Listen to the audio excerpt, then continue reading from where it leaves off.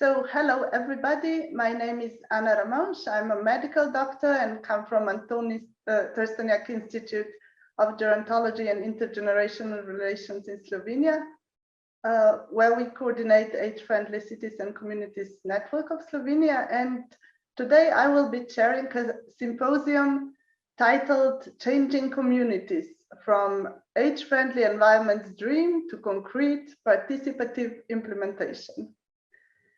And with that, I would like to introduce our first speaker, Thibaut Moulard. He will be presenting symposium framework. But before we go to that, let me tell you something about Thibaut. He's associate professor at the University Grenoble-Alpes, CNRS, Science PO Grenoble, School of Political Studies, Pacte Social Science Laboratory, in charge of a bachelor in gerontology. He's also co-responsible of the Research Committee on Aging at the French Association of Sociology, member of the boards of Gérontologie et Société, member of the board GERIATRICS network, and he also co-published or published, edited 7 books, and is the author of 51 articles. And he's very familiar with the subject of age-friendly cities and communities. So I'm passing the word to you, Thibaut. So thank you, Anna, for introduction. So here is the general menu of the symposium. First, I will explain you how I dream again with STAFE model. Then we will see how it has been adapted to the Interreg funding aspect, and then we will present some aspects, in general way of the project, and then some international promise. So as the first step, I would say, the project came from the dream about age-friendly city and community, because I really said age-friendly cities is a dream because it's a very interesting, large and rising global program inspired and produced originally by the World Health Organization in 2007. Now it is really worldwide developed. There are plenty of cities using it, adapting it, etc. On the scientific literature, there is also rising interest for this perspective. Researchers are interested in how the place and environments can play a role in public policies, how participation can be a deep aspect of this process, or also how international comparison, let's say, can have something to say. But this international aspect is probably the less developed in this perspective.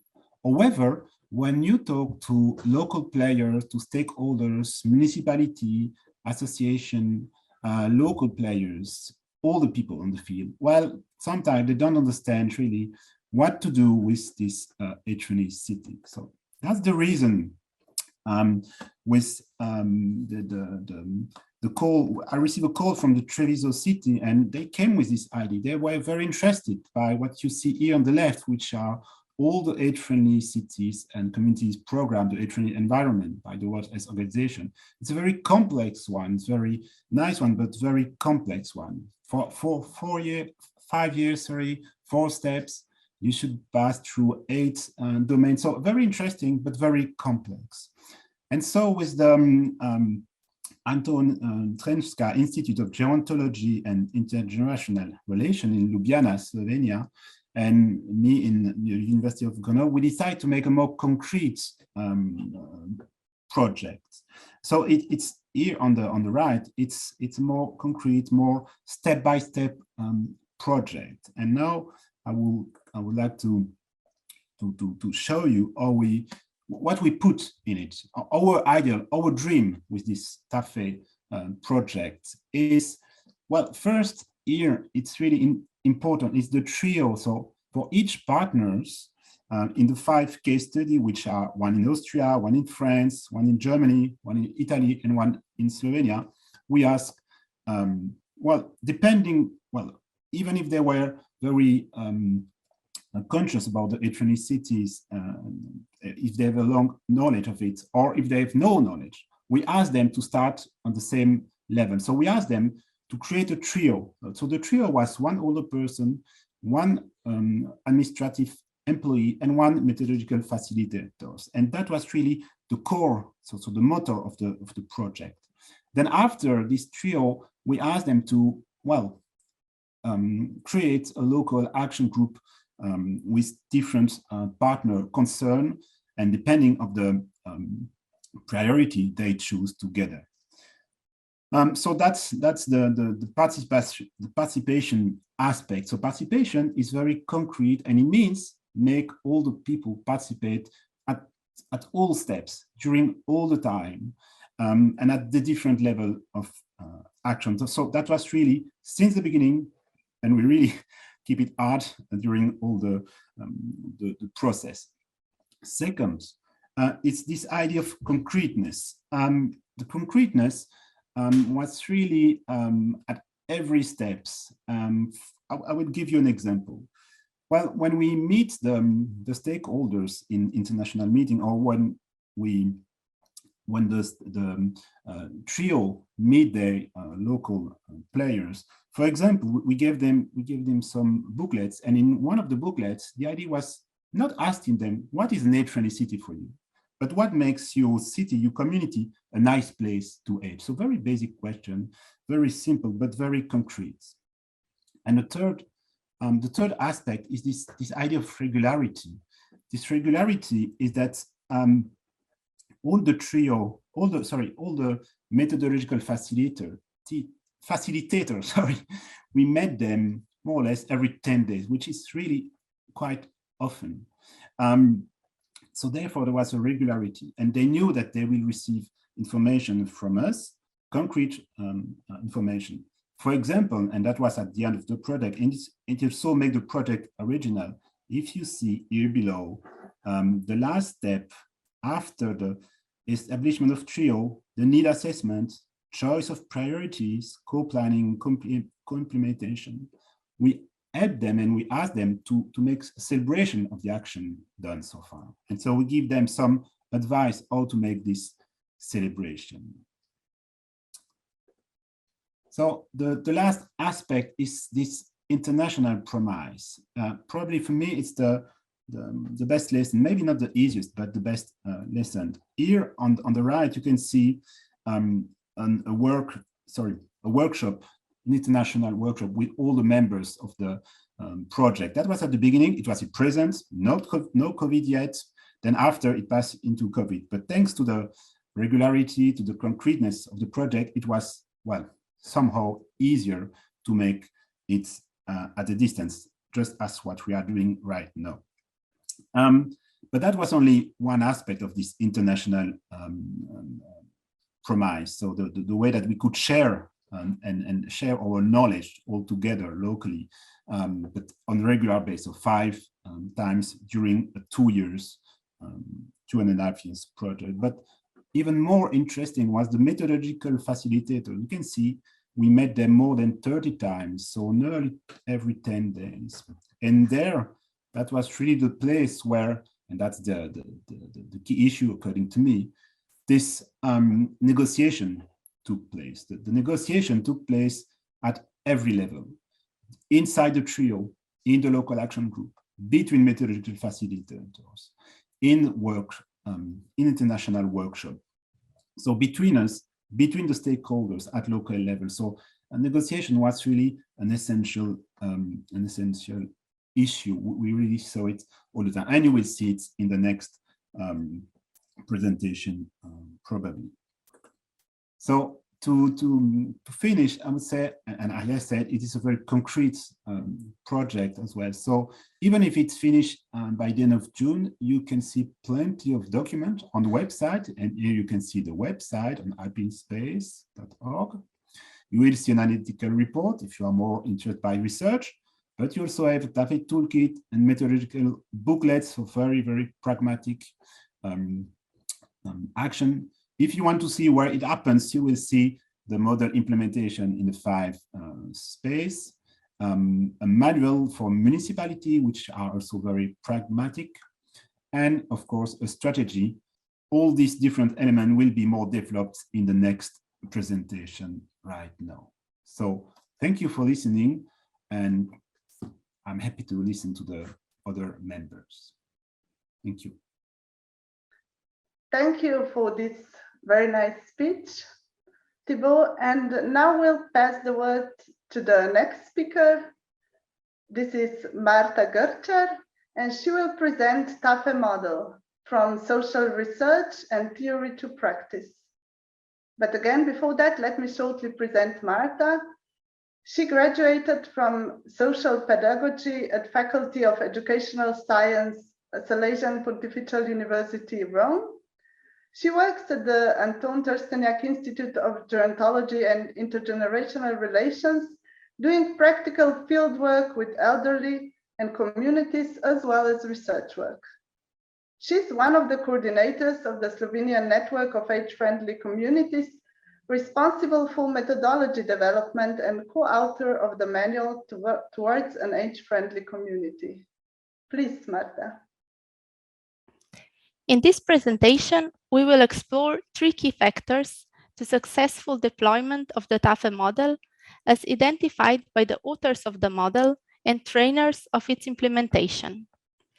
Critical reflection was made based on the minutes of more than 35 methodology for the facilitators meetings and 5 transnational workshops, evaluation questionnaires, and fieldwork notes from all pilot sites in the project that lasted 2.5 years.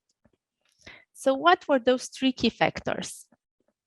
First, participative involvement of and cooperation between older people, administrative staff, and scholars, facilitators was essential, and it happened through negotiation. Second, due to concrete action, participants saw the usefulness of the model and built the trust in the methodology. And the third, regular trainings enable facilitators practical understanding of the process and gave constant support, which reflected in their work in the local community. International cooperation reinforced the process. So looking at the first key factor, key words are participative involvement and negotiation. In membership requirements of the global network of age-friendly cities and communities, it is written, creating an age-friendly city or community requires collaboration and coordination across sectors and with diverse stakeholders. One of the essential conditions towards creating age-friendly cities and communities is the meaningful involvement of older people at all stages. This principle brings many challenges, such as who should be those diverse stakeholders, how to make them participate, that is to say, how to achieve meaningful or real participation. So regarding who, in TAFE model, we identified 3 key players. First, older people themselves. Nothing new, nevertheless challenging in the practice. Second, administration employee. The implementation of the TAFE model showed that it is important that municipality assign a person dedicated to the implementation of the age-friendly process. This person's active involvement is an important factor of success or non-success. While importance of policy commitment is constantly mentioned in age-friendly environment discourse, it is often underestimated that it is responsibility of the administration office to carry out day-to-day organizational tasks. Third key player is methodological facilitator. We set up a hypothesis that to enable successful participation, mediator with knowledge and skills to avoid the confusion, conflicts, misunderstanding, and disappointment is needed. On-site visits showed clearly that methodological facilitator in pilots were not only precious, but necessary resource. Those 3 roles were in the TAFE model institutionalized in organization structure called TRIO and local action group, as we heard before by Thibaut. It was careful trio member selection and regularity of their meetings that enabled trios to be real organizer and a motor in all the phases of the TAFE process. Coming back to World Health Organization definition, that's how meaningful participation happens, not just of older people, but also of a trio as a whole. Similar goes for the local action group. Saying that, we come to the last key word of this point, negotiation. In trio, as well as in local action group, already because of their role, people had different conceptions and expectations, which made it necessary to negotiate. We could say that this is the biggest difficulty and the biggest advantage at the same time. So let's go to the second key factor of successful deployment of the model. The keywords here would be building trust in methodology. A very common challenge encountered in practice in local community is distrust. In TAFE implementation, for example, in one pilot site happened that older people were distrustful towards authorities and their ability to really listen to them. In other case, administration office was distrustful towards European project and sustainability of age-friendly environment, assuming it's too abstract and far from reality. Analysis of feedbacks, on the other hand, showed that trust is one of the main driving forces of successful implementation of the model. It's safe to say that even if the model would propose the most efficient structure and procedure, its success would depend on whether participants would build trust or not. So let's look at what were few methodological components that helped participants to build trust and how the issue of trust influenced the implementation. Identified components were definitely good atmosphere, positive transfer that happened between authors of the model and among participants, insisting on personal approach on different levels, clearly communicated structure of the model presented in simple and repetitive way, and regular meetings. Furthermore, trust was linked to the concreteness that could be defined also as visibility. When small evaluation was made with the trio members, asking them for challenges and good practices of their work, all members mentioned that it was important to be efficient and concrete, to see that things are moving forward, to see that the decisions are taken and agreements respected. Trio met regularly tracking results of their small but significant actions that made them proud and enthusiastic. Trust spread among trio members and from trio to local action group and community. A very interesting dynamic happened at that point. Moved by the trust, participants were encouraged to take further actions, which in a circular way strengthened the trust. And here we come to the last point for successful deployment of the model, which is regular training and international cooperation.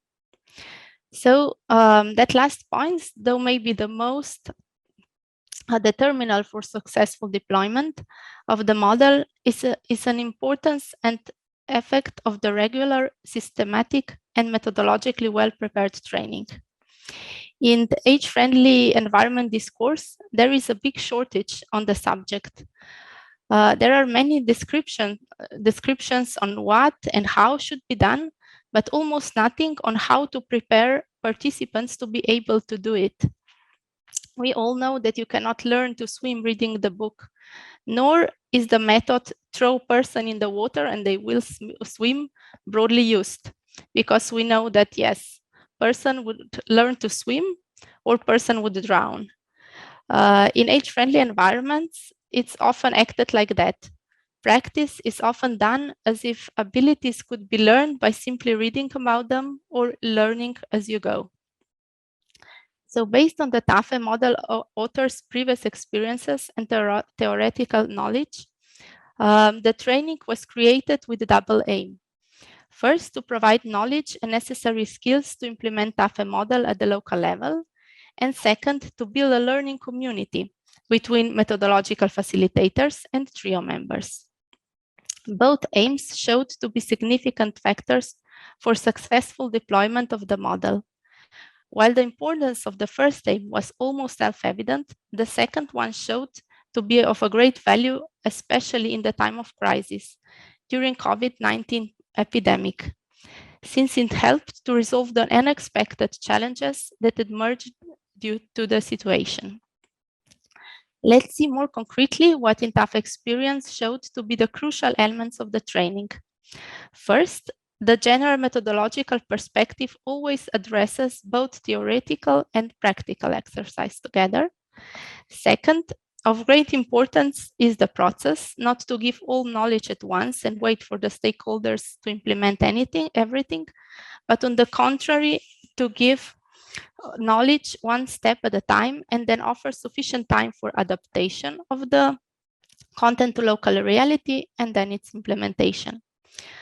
Then the fourth important component of the training is in-depth regular reflection and experience sharing. For that part, in-group social learning method developed by Anton Trsteňák Institute was used.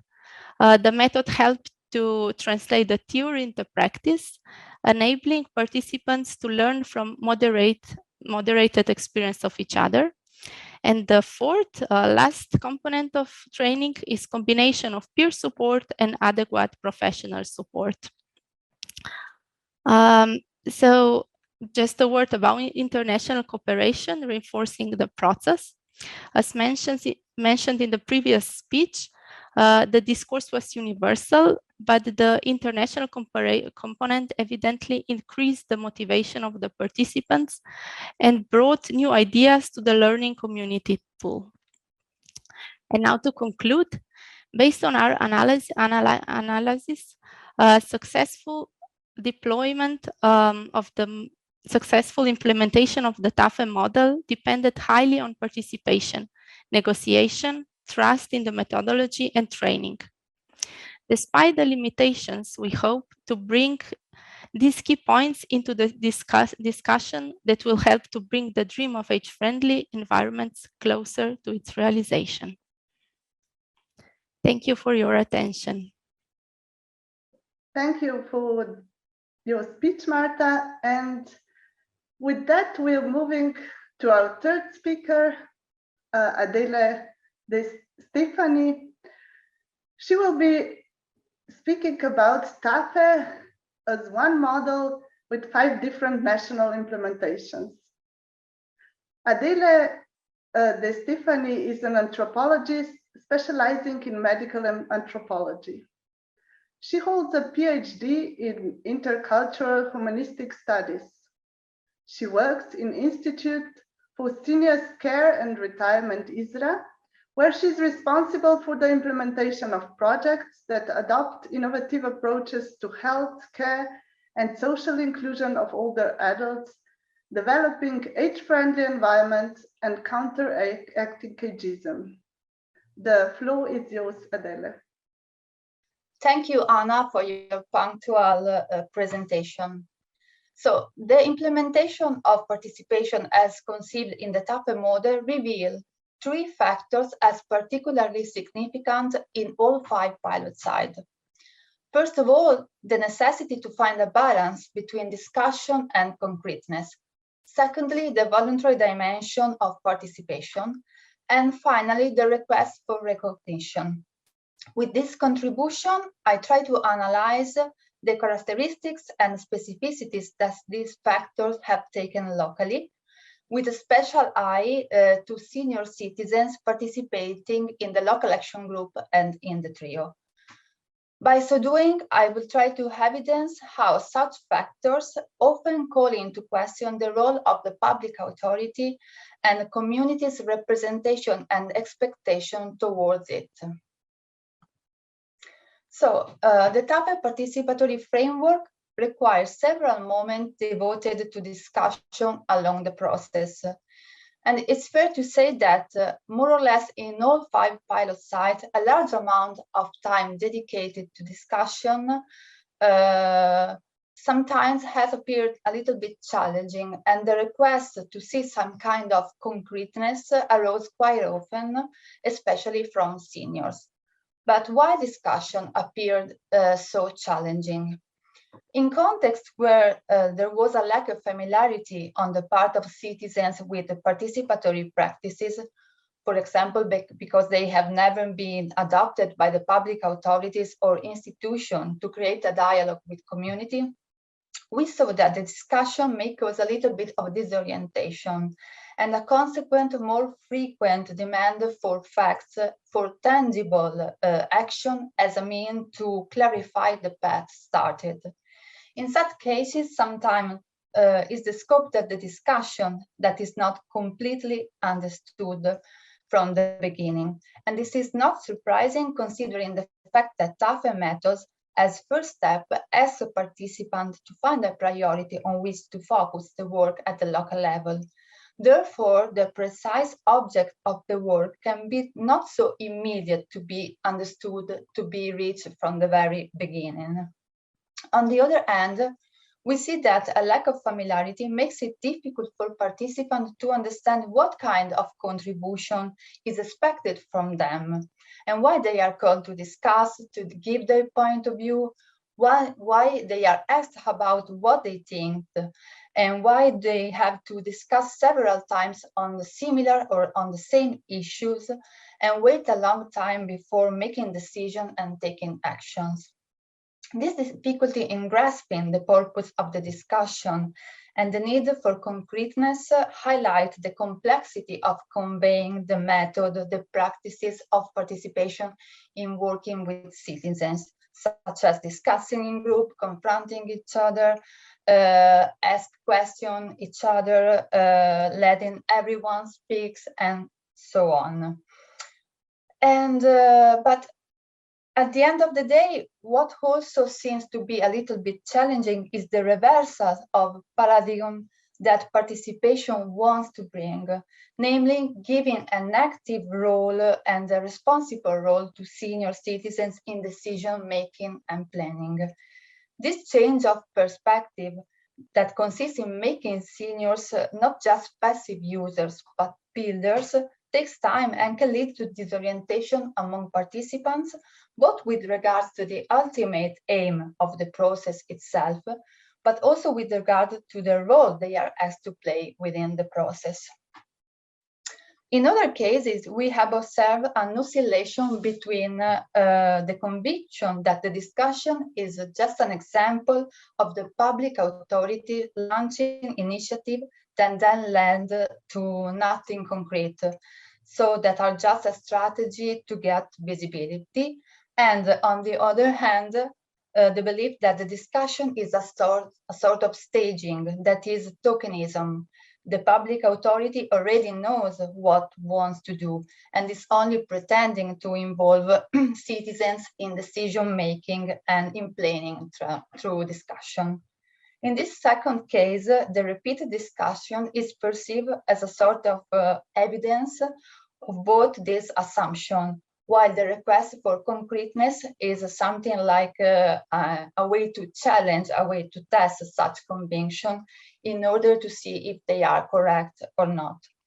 This kind of position has been observed especially in contexts where the intentionality of the public authorities tends to be interpreted as a little bit opaque, or where its reliability is put under doubt. And this brings to the second factor, that is voluntariness underlying the participation of senior citizens and of the other components of the local action group in the TAFE model. We have seen that voluntariness can be interpreted and experienced in different ways. In some cases, asking senior citizens and organizations to participate in a voluntary manner has been interpreted as a strategy of the public authority to delegate its responsibilities to the community and the third sector in what we can define an opportunistic manner. Asking for voluntary participation is therefore a form of delegation and exploitation. This positioning, this kind of initial way to look at the request of participate has been observed especially in social contexts where the rhetoric of the scarcity of public resources and the role of the third sector in making up for its deficiencies are spread and prevalent in the public discourse and in the collective imaginary. On the other hand, we have seen that voluntary participation is on the contrary, can be on the contrary strictly linked to the trust that citizens and stakeholders place in public authority. In these cases, when the positioning of the municipalities along the participatory process has been swinging, a little bit changing, the voluntary participation of citizens has also been subject to changes and oscillation. On the contrary, where the presence of the public party has shown solid and its representatives have played a very active and positive role during engagement, and participation resulted more constant and more smooth. This example tells us a lot about how the public interlocutor play an important role in influencing both the presence and the positioning that stakeholders and citizens, of course, assume in participatory process. Finally, it was observed how public authorities' recognition of what has been implemented is a crucial factor within a participatory process, as in the case of TAFE. The request for recognition can manifest itself at different levels and degrees, sometimes intersecting each other. It can be a recognition intended as a tangible contribution in the form of resources and infrastructure. It can be intended as recognition through action of information and dissemination in the community. Therefore, the public authorities is expected to act as a sounding board of what has been done to the community, in the community. But also it can be intended in the form of symbolic moments of celebration that are precious to give visibility to what has been realized, to the results that have been achieved, and their relevance for the community. So to highlight the great commitment made by those who took part in the process, for example, trio components, all, especially local action group components and seniors.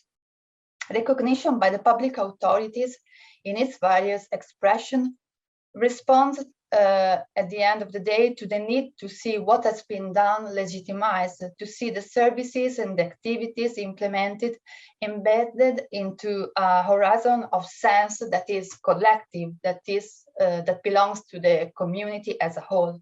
So the symbolic role of the public authority, the institution, let's say, of the power in this legitimization is key, and is key in this sense when we talk about recognition of what has been done locally. So to conclude, the framework that has been outlined leads to note how the implementation of the participatory model requires continuous and multi-level negotiation. And why it is multi-level? Because it has to do with the relationship between public authorities and citizens, with representation and expectation that are closely and very slickly embedded in the specificities and the peculiarities of the social context of the local fabric, and on how power is and government is concretized in the local place, in the local context where the participatory model is started. Balance between decision and concreteness, voluntariness, and the need for recognition are constituent and constant elements in a participatory process. They are not placed, exhausted, and resolved at the beginning or at the end of it, but they pertain to all its different phases. This allows to say that negotiation is something more than being a strategy to be adopted. It's a posture, it's a positioning that those who guide the participatory process must keep if they want to guarantee trust, if they want to guarantee commitment and engagement, which have transversally proved to be the essential constituents of participation. Thank you for your attention. Thank you for these words, Adela. And now we're moving to our last speaker. Martina Lindorfer will tell us about scaling up age-friendly co-created innovations. Martina holds a degree in international development from University of Vienna and is employed as project manager and researcher at the Institute for Social Innovation since 2008. She was involved in numerous international research projects, mainly focusing on science, technology, and society issues. Currently, she's engaged in the unit Work and Equal Opportunities and works on projects dealing with dynamics and dimensions of inequalities, inclusion of vulnerable groups, social policy, digitalization, and future of work. The floor is yours, Martina. So thank you, Anna, and thank you everybody else. So I think we have heard already a lot about the TAFE model and how it is implemented in the different local cases in the 5 countries. The question now is how can we reach sustainability for the model, and how could we scale it up to be applied also in different and wider geographical and political contexts? Because of course it is one thing to implement the model in very specific local pilot sites, let's say, but it's already of course more difficult to bring that to another level, right? And that's what we as ZSI are trying by, we are now developing a strategy for age friendliness in the alpine space. And the strategy has the title of sustainability and upscaling actually of the TAFE model. So the ambition is of course to making methods and co-created services that advance the development of age friendly environments accessible to a broader community and or new groups in society.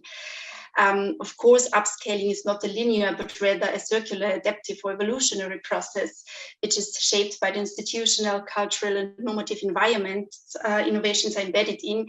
But I think nevertheless, throughout the last years and in the implementation of the model in different national contexts, we could draw certain conclusions and lessons learned that really help us to build on a strategy that kind of guides the ways how it can be implemented also in other contexts. So what we did so far is to make kind of a SWOT analysis of the models that we have implemented to see what were the strengths, the challenges, the opportunities, the threats. I will quickly summarize it for you. Some parts of it is kind of you have already learned before.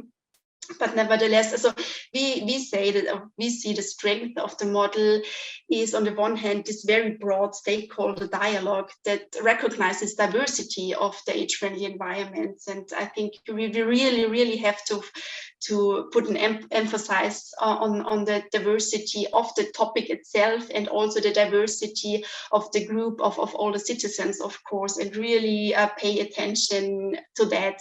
And on the basis of this stakeholder dialogue, it will be possible then to develop also new structures for age-friendly environments.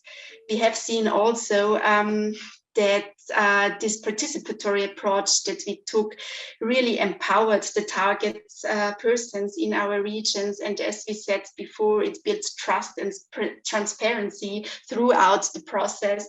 And that I think are really important prerequisites if you want to build something sustainable and scalable, of course. And what was also very valuable was the peer learning process with the municipalities. We have seen in all the cases that municipalities and the stakeholders, they are learned a lot in the process. And of course, they are going to be then again, let's say, role models or multipliers to bring that learnings to other municipalities. And as Thibaut also said, we had this continuous reflection process. So that was very valuable as well. So after every step, there was a reflection process, and so that the model and the methodology could really grow. And we see already now that we have already reached sustainability, because all the pilots that we implemented, they are going to continue even if the project now ends in June. Just to take the example of Italy, there they already have negotiations with neighboring municipalities who want to implement parts of the model as well in their municipality and adapt it for their needs. And it really gave us the opportunity to create power through new synergies. Exactly. There are, of course, remaining challenges. We've seen those challenges throughout all the pilot sites. There's still unstable and fragmented collaboration between policy level sectors and stakeholders. We see that all the citizens are still not sufficiently represented in decision-making processes, and the digital gap was actually a big issue. We of course see that there's still very unequal access to information, especially when we're talking about all the citizens.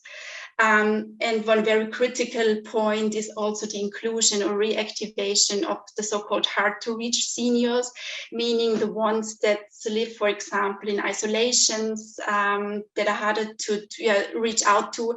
And those group, of course, is in a more aggravated situation now in the pandemic. So the ones that were already left behind before are, of course, now even harder to reach. So it's a big challenge how to include those people as well.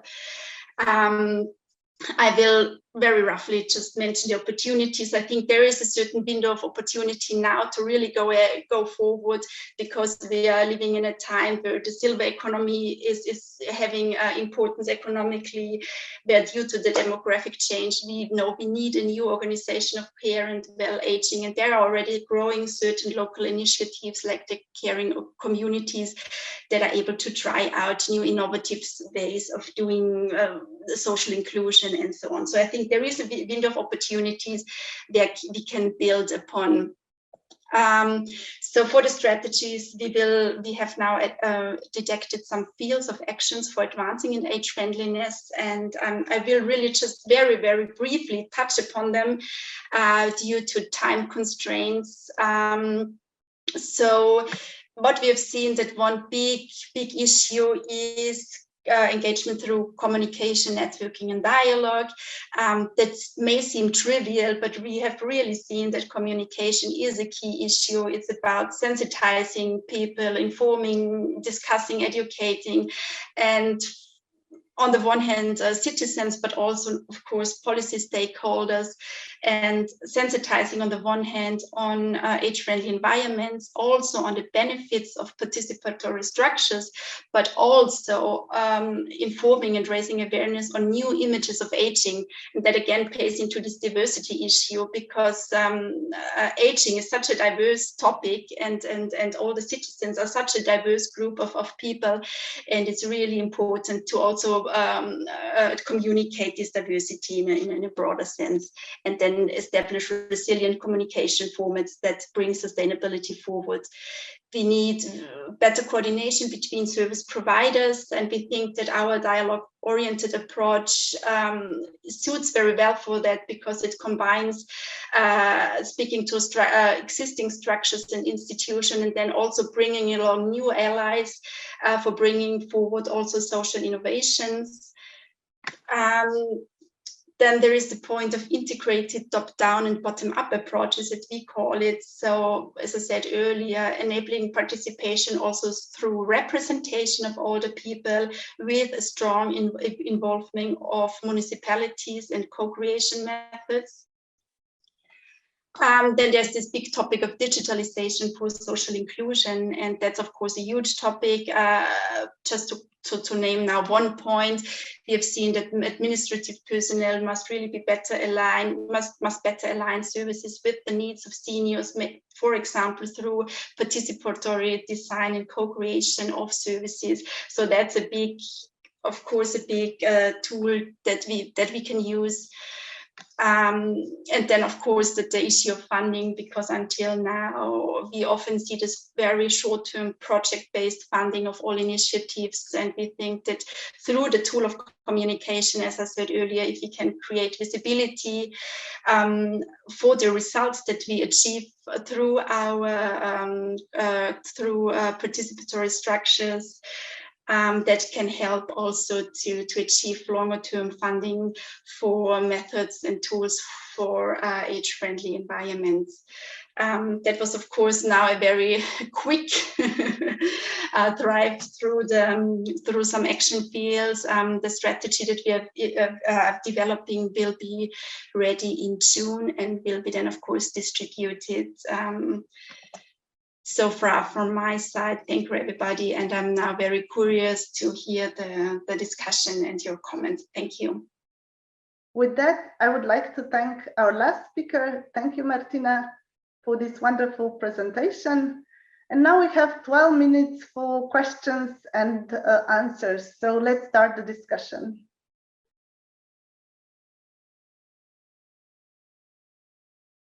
Well, I'll be brief. There is a lot to say, but we have not time enough to go through everything. So sorry for my summing up. Then going to Germany, we saw that communication and awareness raising on the topic of age friendliness and more generally on the seniors, and the senior support was very important. So many events, many presentations, and many activities were developed around this topic. Coming then to Italy and France, we can say that... Just to disturb you a little bit, it was city of Mössingen, if I remember correctly, with the Germany. Right? Definitely, yeah. And in Italy it was Treviso. So what in Italy was Treviso, and in France was Marseille. And what we saw both in Italy and France is that the theme of digitalization of public services, but on the other hand, the process of dematerialization of daily life were central for seniors. So we worked in different ways in Italy with an intergenerational support and approach, and in France with voluntary support in order to give all the people the possibility to assess and use properly these services. And finally, we have Slovenia, where a norm for senior was built, and what has been done in this case was a very big work in order to create a relation, create a sort of open approach between the home for senior and the community in order to avoid making it silos with no communication and with no interaction with the whole community that is outside the home for seniors. I know this is a very brief overview, but the time is not a lot, so I will let the floor to the others. Thank you, Adele. Maybe someone else wants to add something to this concrete action. So what happened in all these 5 pilots that you heard about? So we had the city of Mössingen, we had Treviso, there was city of Giry, municipality of Giry, Marseille, and in Austria we had, Martina, help me a little bit with the name. It's called Feldbach in Styria, in the south of Austria.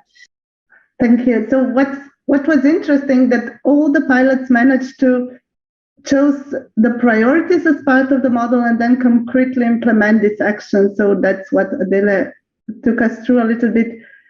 And maybe another question that popped out was also about the model itself. As you know, the program of age-friendly cities and communities already proposes a cycle of continuous improvement. And the question is, what is new and different about this TAFE cycle, and why did you choose these things, or why were they important? Maybe Thibaut and Marta, you were mainly in charge of developing the model, and Thibault, you're very familiar with the model itself from before. If you can summarize just one or two very short points, so that everybody really understands it. Compared to a four-year cycle, which is a long time with political change that may happen, look at a mayor that can be elected or new. Here with the Interreg funding, it was a constraint at the beginning, but in fact, it was a push factor to make it more concrete.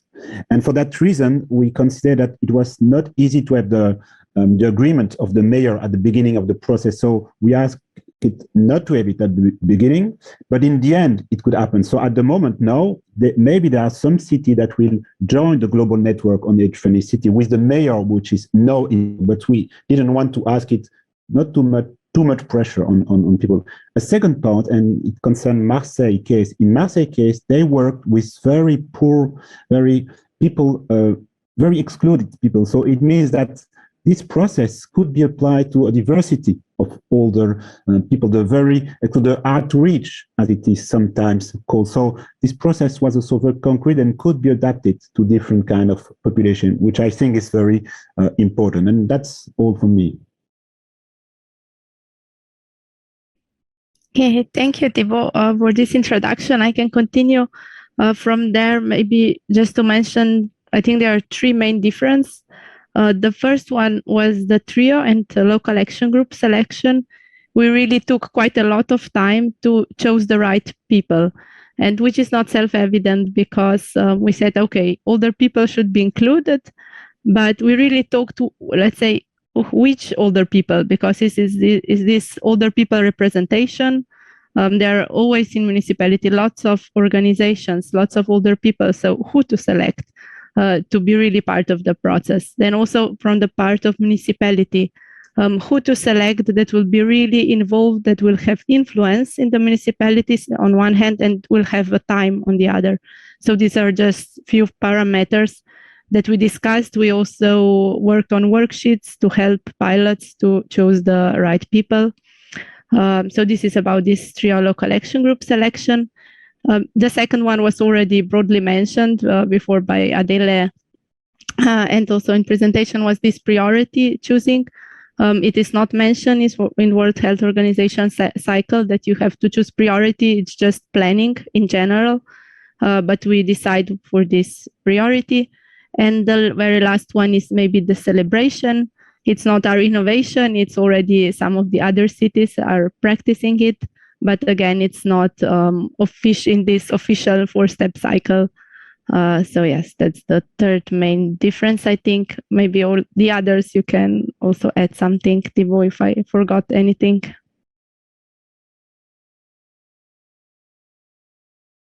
No, of course. Well, I would have appreciated to have question already, but it seems to be technically impossible. So, well, also if in the audience want to ask us any question later, I mean, you can just send us email as well. Yes, thank you, Thibault and Marta, for this pointing out these differences, and also Thibault for again encouraging people to, because it's a little bit due to technical reasons hard to communicate directly. If you have any questions, you're always welcome to write any of us. And maybe another question, since we still have some minutes left. It's about the sustainability, because often what happens is as the project ends, as you all know, I guess majority of participants here knows or have experience with that, also the action cease. So how is that with this type of project, and more important than the project itself, about the actions? So what will happen to the actions that started? How is it going to continue? Is it going to end? Maybe Martina, you work the most on sustainability issue. How do you feel about the happening in different environments? Yes, sure. For my understanding, the TAFE project was quite successful in terms of sustainability, which is actually seldom for a project of this. But just to give maybe two examples, to start with the Italian case, after the project ends now, the municipality actually intends to give continuity to the actions. They will keep the trio alive, for example, and they also will, the municipality obtain funding from the region to also start similar initiatives together with neighboring municipalities, which showed interest in the model. So that's a very nice impact that the project had. Also in the German case, for example, they have now a permanent job creation employee who is now employed to keep the actions alive, to keep the trio alive, to keep the initiative alive, to have some kind of a seniors representative in the region. So there are very concrete examples how sustainability was reached in different regions, and I think that was quite a success. And also in terms of upscaling, you can see it, for example, in the Italian case, that also other municipalities, neighboring municipalities, got interested in the model, and they are now in communication to start similar processes in neighboring municipalities.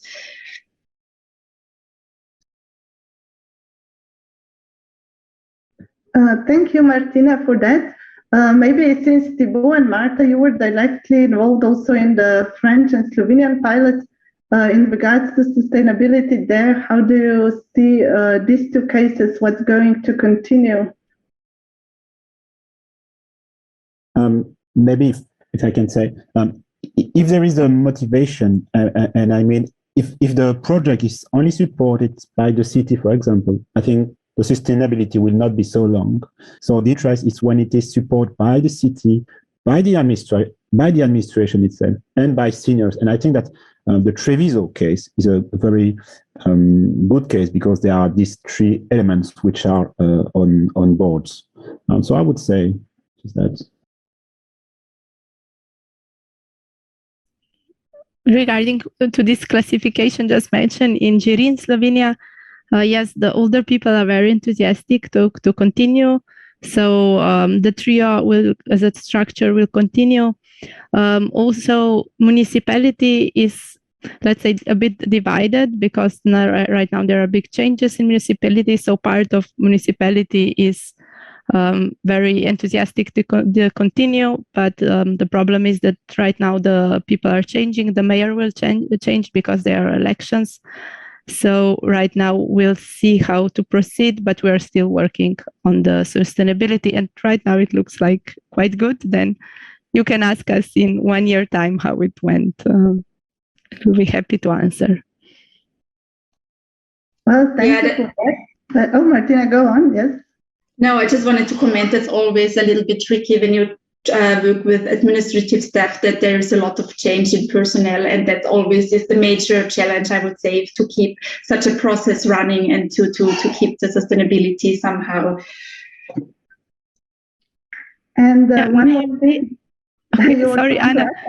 Yeah, I think it's really nice thing of discussion, because also we'll do the analytical report, and there we also analyzed a bit of that. So we touched this change of personnel and how it influenced, and also we reflected a bit on some prevention of this, how it can go on even though the people are changing, because also during the project a lot of people changed, within or methodological facilitator change or administration staff changed. So also on that, it was quite interesting reflection. So if you like to hear more, you can also read the analytical report or other documents of the project. Yeah, and please follow our articles. And if someone wants to write us, here are our mails. You will also find them in the presentation itself. And that's it for today. So thank you.